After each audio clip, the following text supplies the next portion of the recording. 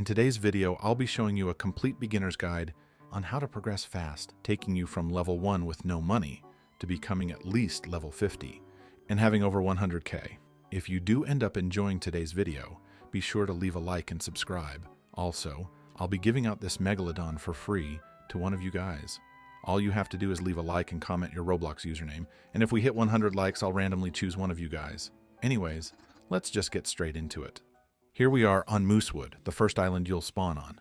Normally you would have to do the tutorial with this guy here, but the first thing I wanted to go over is the equipment bag. You can find this in your inventory, and this is where you'll be using all of your rods, plus you can see their stats from in here. The first thing you should do is the tutorial, so you can learn how to actually fish. It's much simpler than it looks. Now, I want to go over all the different NPCs and what they do, starting with the shipwright. You won't be able to talk to this guy till you're level 5, but here is where you'll buy and spawn all of your different ships.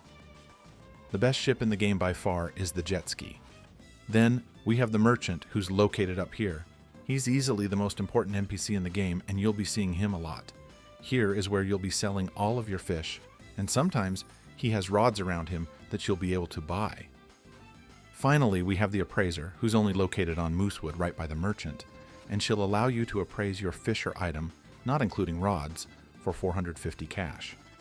Appraising has a chance to either increase or decrease the value of your fish, and it can also add different rarities like mythical to your fish. You won't be talking to her a lot early on, but she can be pretty important in the late game.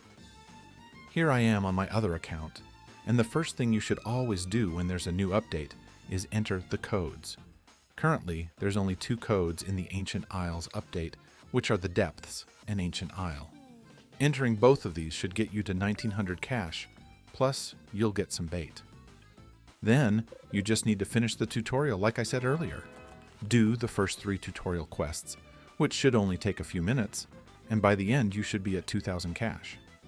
This next step is completely optional, but what you could do is purchase the carbon rod for 2000 by the merchant, which will help with this next tutorial step to catch fish.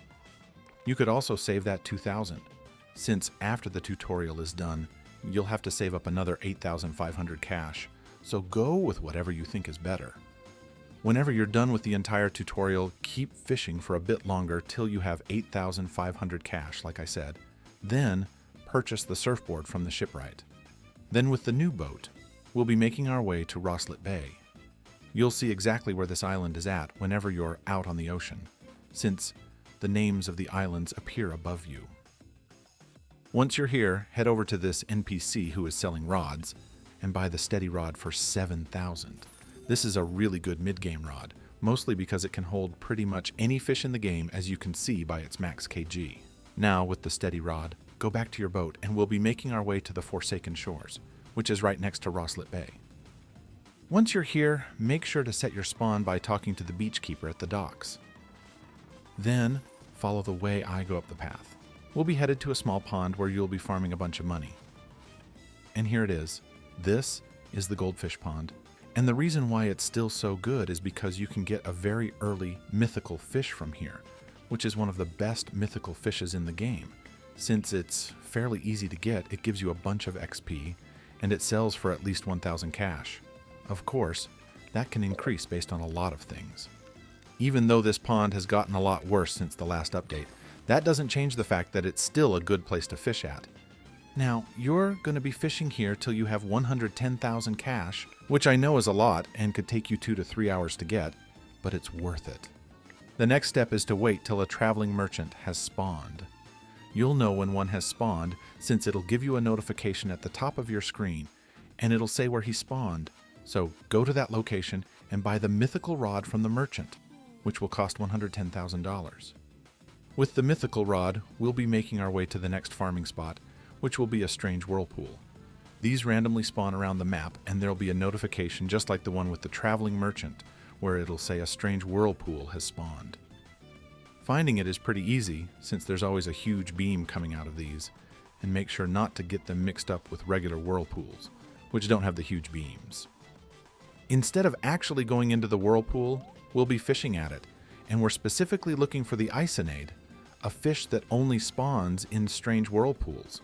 Now, the reason we're doing this is to actually complete the bestiary for Vertigo, which is the area that you're taken to whenever you jump into a strange whirlpool. Once you've caught the Isonade, which shouldn't take too long, jump into the whirlpool, then you'll be sent here, and you should unlock the bestiary for this area. When you head out of the little cave, on the right side is the merchant, and he'll sell these conception shells. I'd recommend buying a few of these, since whenever used, they send you to your home point, so wherever you set your spawn at, meaning they're actually pretty useful. To get to our fishing spot, just jump all the way down. There's some more conception shells here too. Now for this area, you'll have to complete the entire bestiary for it. Don't worry though, it's pretty small and the fish in it are fairly easy to get, and the reason you have to complete it is because it's required to unlock the next area, which are the depths. By now, you should already have the Isonade, so that's one fish off the list, and the rest of the fish, besides the night shrimp, are all obtainable just by fishing in this little area. Now, to get the night shrimp, it's very easy. Just place crab cages around the area, and after about 5 minutes, it'll allow you to pick up the cages, and you'll get the night shrimp that way. And one more thing, if you get a depths key, make sure to keep it, as you'll need the entire completed bestiary plus 1 depths key to unlock the next area. Once you have the entire completed bestiary plus a depths key, come up here right above the area where we were fishing at and talk to this guy right beside the huge gate. You might need to hold out the key for this, but once it works, the gate will open, and now you'll have to do a mini parkour course. I'd recommend turning on higher brightness in your settings so you can see better, and make sure not to stand on these rocks for too long or they'll probably fall. Once you're on the other side, walk a bit, and you'll now have unlocked the depths.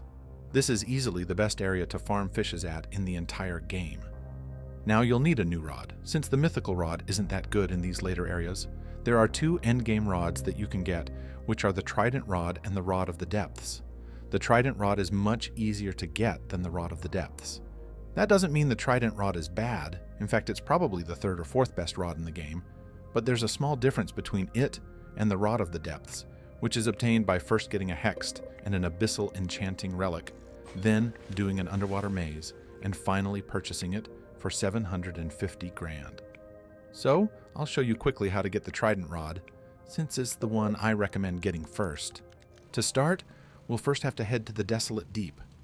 This secret area is unlocked by first heading in between the Sunstone Island and Statue of Sovereignty.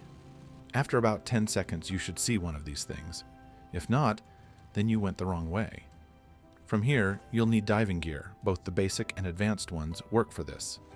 With the gear on, head down and follow the path I take. We'll be going through an underwater cave filled with sea mines, so be sure not to touch any of them. If you don't have any diving gear, there's an advanced set at the buoy thing we stopped our boat at, so you could also purchase that. And here we are in the Desolate Pocket. Make sure you have your higher brightness setting turned on, since it's really dark in here. I also have the brightness turned up in editing so you guys can see better. On this little island in the middle, we can find a bunch of things, including more conception shells, which is important for this area, so get some. Then we have the glider, the flippers, which make you swim faster, and the tide breaker, which is expensive, but makes you swim extremely fast when in the water. Then, here's the innkeeper who sets your spawn point, and finally the merchant. Now, to actually get the trident, there are 2 requirements. First, complete the Desolate Deep Bestiary. Second, get 5 enchanting relics. I'll first show you how to complete the bestiary. Starting off, you can use the fish radar, which you should be able to afford. It can be bought for 7k, I believe, in Moosewood, and using this you can locate where specific fish will spawn, which can help a lot if you're struggling with any of these. The hardest one to get is probably the sea mine, which can only be obtained through crab cages. The best way to get the sea mine is by buying 100 cages, then place as many as you can around the island. After that, make sure you have your spawn set to here, and you also have a conception shell for this next step. You can use this mirror to teleport to Sunstone Island, and if you follow the path I take, you can make your way up to Merlin's shack, who will sell you 30% more luck for 10 minutes, which only costs 5k. You can stack this as much as you want. Then, with the luck, you can open your cages, and there's a high chance you'll get a sea mine that way. For the rest of the fish, you should be able to just use your rod and get them normally. Now, for the second step, which is getting the 5 enchanting relics, you can either fish them out, which is very rare, or you can buy each one for 11,000 from Merlin, which will cost 55k in total for all 5 relics. Now, once you have completed the entire bestiary and have all 5 relics, you'll also need 150,000 cash. Then with all of that, come back to the Desolate Deep and go to this part here that pokes out. Make sure you have your diving gear on, then swim down and follow the path I take. We'll be headed into a small cave, which will lead to the Trident Rod Gate. And here we are. Place down your relics on each pedestal, and if your bestiary is complete, the door should open, and you can purchase the Trident Rod inside. Now, if you're like me and didn't want to complete the entire bestiary, instead you can go onto the official Discord and ask somebody to open it for you. Usually they'll ask you to pay with something good, and rarely there's a nice person who will open it if you give them 5 relics. Anyways, if you did all this, you should now have your first endgame rod. You can now go ahead and do pretty much whatever you want. Farm money, go after megalodons, complete the bestiary, whatever. But for the final part of this video, I want to show you guys how to enchant your rod, which is very important in the late game. To do this, you'll have to head to the Statue of Sovereignty, and inside, go down the cave, and at the end, you'll see this NPC. Talk to him, and buy the token for 400 coins. Then, go down the elevator, and you'll be inside the Keeper's Altar. From here, you will need an enchant relic, and you can only enchant your rod at night. Finally, while holding your enchant relic, come up to here, and it'll randomly enchant your equipped rod. There are a ton of enchantments, and I highly recommend looking them up on the wiki. There's a whole page for it, and it also shows the best pairs for enchantments and rods. Now, I wanted to go over one thing real quick. There's a big debate on whether or not you should use macros when playing Fish, and the short answer is, if it helps you enjoy the game, then go for it. The developers themselves said they won't ban macro users, but they recommend not to use them since they ruin your experience. But in my opinion, I like using macros. Fishing for hours and doing nothing is very boring to me. So sometimes at night I'll turn on a macro and leave it on while I sleep. This way I enjoy the game better. Of course, it's down to personal opinion, but that's just what I think. Plus, I made an entire video on how to download a macro, so check it out if you like that stuff. Anyways, that's pretty much it for today's video. If you guys enjoyed, be sure to leave a like and subscribe since we're so close to 10k subscribers, and it really does help out the channel, and if you want to see more fish videos like this one, leave a comment or just leave a like. Both help out more than you think, so yeah, see ya.